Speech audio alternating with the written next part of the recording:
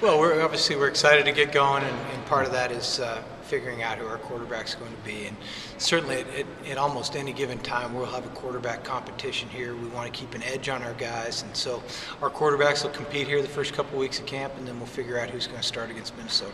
How important is it to get to one guy and let him have all the reps and all that for the game? I don't think so much, because you need to have a couple of guys ready. You can't have all your reps invested in one player, and then when something happens to him, the other guy hasn't practiced. So regardless of whether there's a starter named or not, multiple players will get reps in practice and productive for us.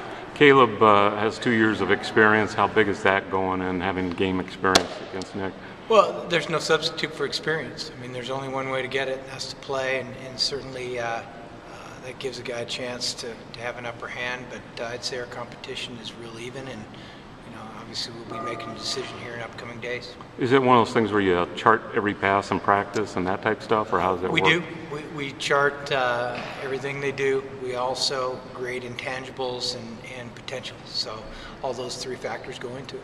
So like the scrimmages up in Ely would be really key, I guess. Well, I'm not one that subscribes to the idea that a scrimmage is any different for the quarterbacks than the other practices, because they don't get hit in the scrimmages. So for them, the scrimmages are almost identical to the team periods in the practices.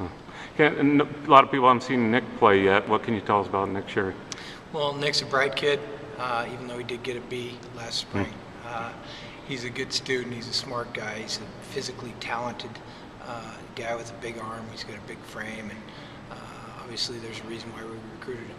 And then Caleb, how much improvement have you seen since last season on spring ball and all Caleb's done a nice job of getting better. I think the competition, the fact that there's a heated competition, has brought everybody along.